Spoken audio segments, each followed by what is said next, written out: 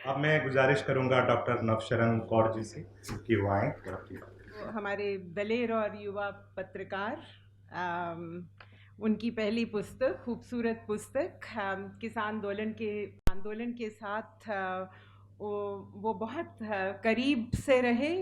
Ground की पत्रकारिता की और पुलिस का दमन सहा, भी निडर होकर ग्राउंड पर ही रिपोर्टिंग की।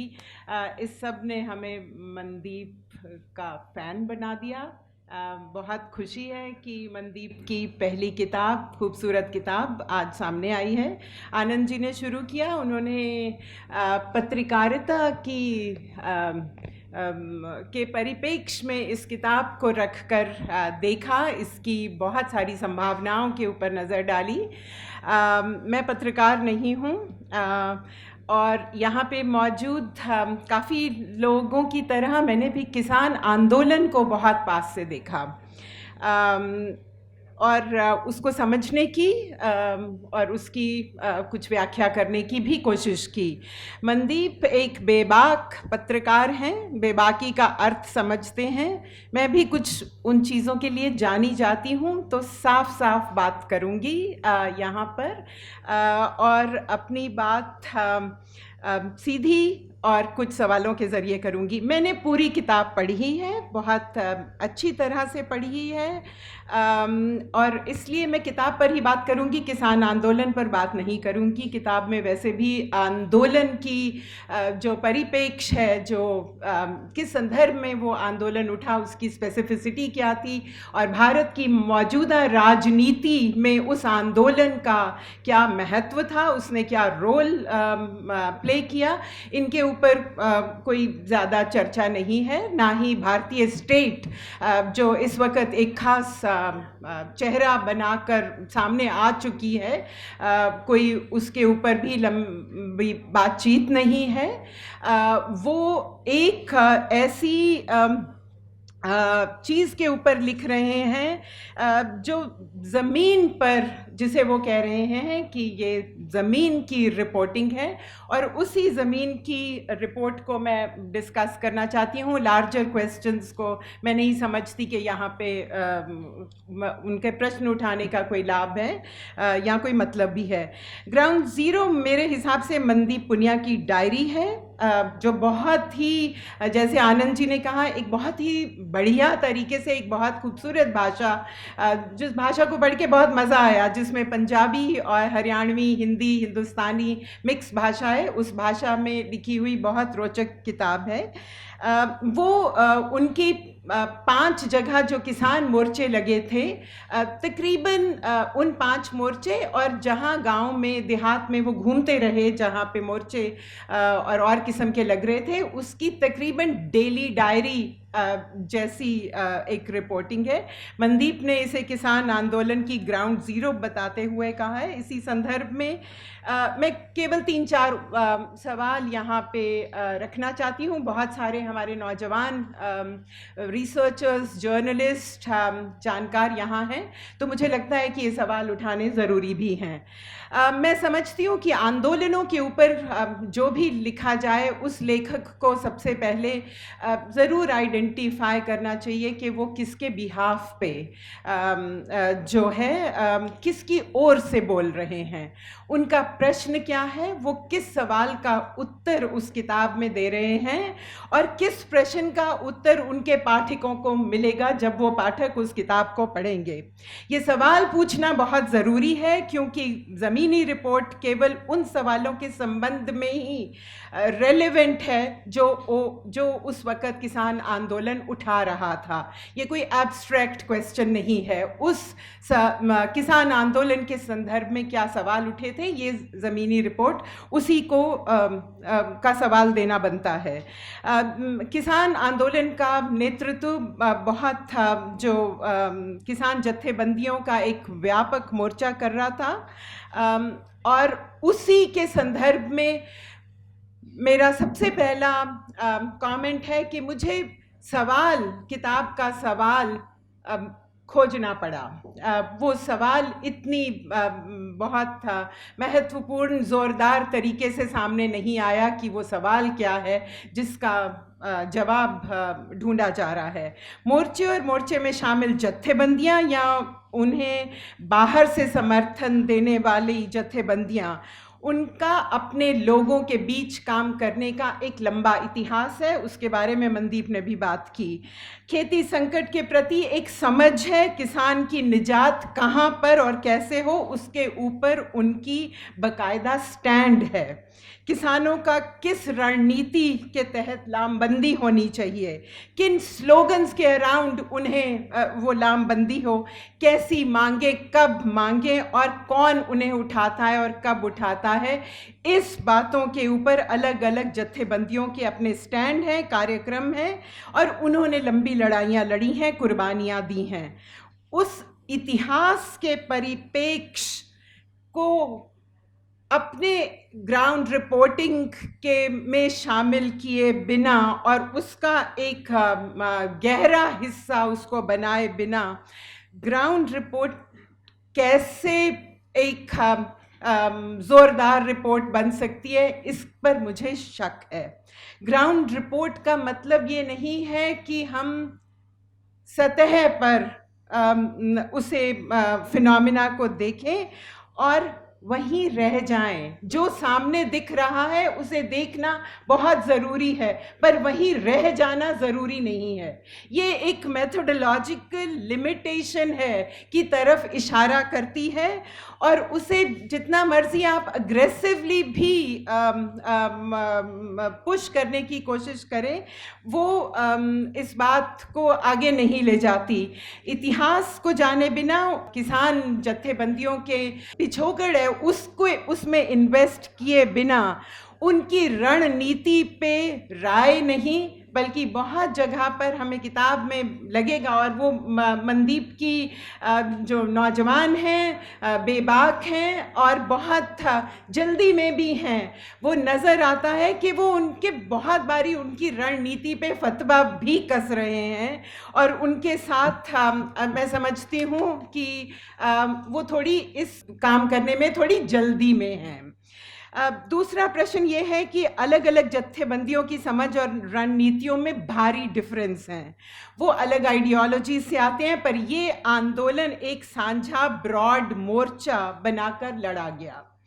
मोर्चा बनाना, उसमें जुड़ना और मोर्चे को बनाए रखना बहुत ही मुश्किल काम है। जो लोग ये जानते हैं कि पॉलिटिकल कोalitions या फ्रंट्स का इतिहास इस बात का गवाह है कि कोalition कितना मुश्किल काम है और उसमें उस मोर्चे को, उस कोalition को, उस जो फ्रंट है उसको बनाए रखने में गहरे मतभेद, समझौते, नाराज़गियाँ, साइड निगोशिएशंस इसका पार्ट हैं।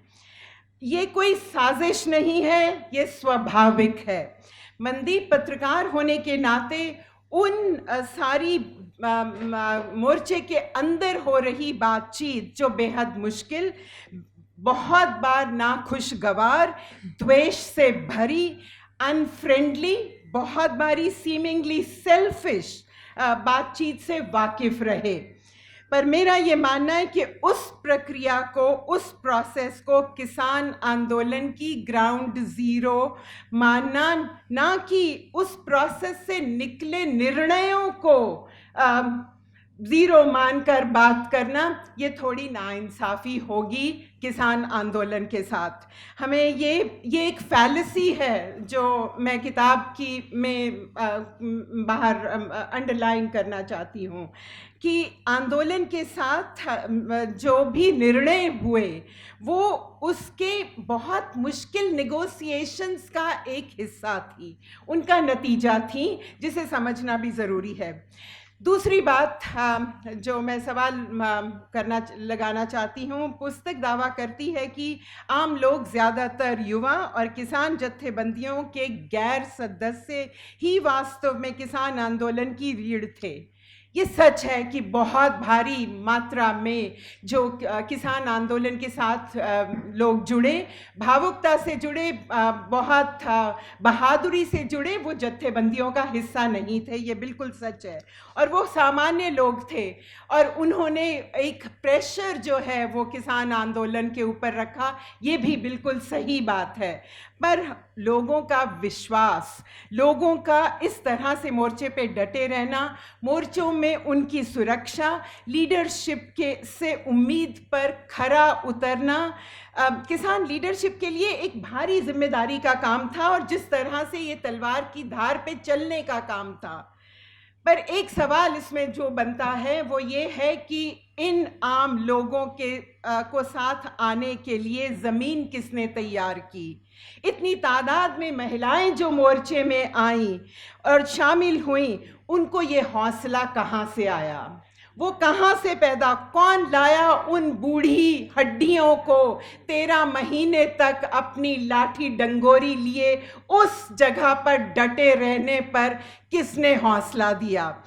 किसने विश्वास भरा? कौन है वो ताकतें जिन्होंने पंजाब के अंदर ग्रामीण महिलाओं के लिए राजनीतिक संघर्षों में हिस्सा लेने की ज़मीन तैयार की? कहाँ हैं वो, कौन सी जत्थेबंदियां थीं जिन्होंने वो परिस्थितियां बनाई कि महिलाएं भी उस जगह पे एक इक्वल नागरिक होते हुए पार्ट ले रही थीं? आज अगर मान लीजिए पंजाब की बात करूं तो वहाँ पे महिला आंदोलन का स्वरूप ग्रामीण है। भारत की और जगहों की के विपरीत जहाँ पे अर्बन वुमेन्स मूवमेंट है, पंजाब की वुमेन्स मूवमेंट ग्रामीण है। वो कैसे तैयार हुई? वो उसका ये स्वरूप कैसे बना? क्या ये सब अपने आप हो गया? स्पॉन्टेनियस? ये सोचने का मुद्दा है और मैं इसे यहीं छोड़ रही हूँ। इसके साथ जुड़ी एक तीसरी बात, जत्थेबंदियों के इतिहास में बहुत सारी धाराएं हैं। रिच पेजेंट्री की यूनियंस हैं और छोटी किसानी को रिप्रेजेंट करती हुई जत्थेबंदियां हैं। वामपंथी से लेकर प्रो लिबरलाइजेशन, प्रो WTO तक की एक बड़ा स्पेक्ट्रम है किसान जत्थेबंदियों का, जो उस कोalition का, जो उस मोर्चे का पार्ट थी। जत्थेबंदियों ने भारी आंदोलन लड़े हैं, मूवमेंट्स खड़ी की हैं, मांगे मनवाई हैं और किसानी के लिए राहत का काम किया है। ये पिछले 30 साल का इतिहास हमारे सामने भी है। उनका युवा बूढ़ा विभाजन जो इस किताब में पुश हुआ है, उसका आधार मेरी समझ में नहीं आया। पुस्तक युवाओं और यूनियन लीडरशिप के बीच एक बड़ी बाइनरी बनाती है। सीनियर लीडरशिप के नेतृत्व को कुछ बहुत ही अनचैरिटेबल होकर भी उनसे बात करती है। उन्हें बूढ़ा, थका हुआ, कल्पना की कमी, ऊर्जा की कमी, राजनीतिक रूप से कुछ समझौता किए हुए, स्वार्थी युवाओं से ईर्ष्या भी तक का जो संदर्भ है वो किताब में है। मुझे समझ में नहीं आया कि इस निष्कर्ष का आधार क्या है। क्या भारत में खेती आंदोलनों में कोई ऐसी मिसालें हैं जहां युवा वृद्ध आधार पर लड़ाई लड़ी गई हो? क्या कोई ऐसी एग्जाम्पल्स हैं जहां युवा वृद्ध विभाजन खेती संकट की किसी धारा या इससे जुड़े समाधान से जुड़ा हो? ऐसा नहीं है। तो ये बाइनरी जो है, जो इंटरजेनरेशनल बहुत सारी जगह पे आ रही है, खाली बहुत सारी जगह पे आ रही है। ये विमेंस मूवमेंट में भी आ रही है और मैंने इस किसानी आंदोलन के संदर्भ में भी देखी। मुझे इसका आधार नज़र नहीं आया और मैं इसे अंडरलाइन करना चाहती हूँ। और मेरी आखिरी बात है पंथ और किसान आंदोलन का संबंध, जो इस किताब में एक विषय है, एक रनिंग उसके ऊपर पूरी कमेंट्री है। पंजाब का अधिकांश किसान सिख समुदाय से संबंध रखता है। ये किसान अपनी सामाजिक पहचान में सिख है और गौरवमयी सिख इतिहास से प्रेरित है। गुरुओं का नाम लेकर मैदान में कूद जाता है और वहाँ पे ही महान गुरुओं को मुसीबत से जूझने से के लिए शक्ति मांगता हुआ नजर आता है। पंथ सिख समुदाय को जोड़ कर रखने का काम करता है, पर क्या पंथ कृषि संकट पर एक व्यापक सूझ या एक नई समझ रखता है? क्या पंथ कृषि संकट की कभी व्याख्या करता है और संकट से बाहर निकलने की पंथ के पास कोई रास्ता है? यदि इन सब बातों का जो जवाब ना है, तो क्या पंथ इस आंदोलन का कोई सिग्निफिकेंट हिस्सा है? पंथ किसान आंदोलन को समर्थन देने ने किसान आंदोलन को बहुत मूल्यवान समर्थन दिया। जिस तरह पंथिक ऑर्गेनाइजेशंस ने अपने सारे रिसोर्सेज किसान मूवमेंट के लिए लगा दिए, वो एक लामिसाल बात है। पर किसान आंदोलन सिख आंदोलन नहीं था। पंजाब की किसान जत्थेबंदियों ने इस आंदोलन को की लीडरशिप और दी, और दिल्ली से लौटने तक पंजाब की ही जत्थेबंदियों ने उस आंदोलन को भारी कंधा भी दिया। पर इस आंदोलन की पहचान और खाली पहचान एक सेक्युलर मूवमेंट की थी, जिसने इस आंदोलन को एक देशव्यापी किसान आंदोलन बनाया। वो पंजाब का आंदोलन नहीं था, वो सिखों का आंदोलन नहीं था, वो देश भर के किसानों का आंदोलन था। और हिंदुस्तान भर के किसानों का, अगर चाहे वो मोर्चे पे मौजूद थे या वो मोर्चे पे मौजूद नहीं थे, उस आंदोलन के साथ एक सांझ बनी। मैं समझती हूँ कि मनदीप ने बहुत मेहनत से, बहुत ही पहल करके एक किताब हम लोगों के सामने डाली है, ग्राउंड रिपोर्ट दी है। पर एक बात जो, क्योंकि मैं पत्रकार नहीं हूँ, बहुत आसानी से ये कह सकती हूँ कि ग्राउंड रिपोर्ट के अलावा the making of a ground is also equally essential. वो हम लोग जानते हैं, उसे भूलना नहीं चाहते। और इस बात को याद कराते हुए मैं अपनी बात ख़त्म करती हूँ कि ये संघर्ष हमारी पिछली बहुत सारी मूवमेंट्स जो खाली पंजाब पर ही निर्भर नहीं थी या हरियाणा पर दूसरी जगह पे लड़ी गई, उनके द्वारा तैयार की हुई ज़मीन पर लड़ा गया, और हमें उन्हें अपनी समझ में शामिल करना होगा। बहुत बहुत शुक्रिया।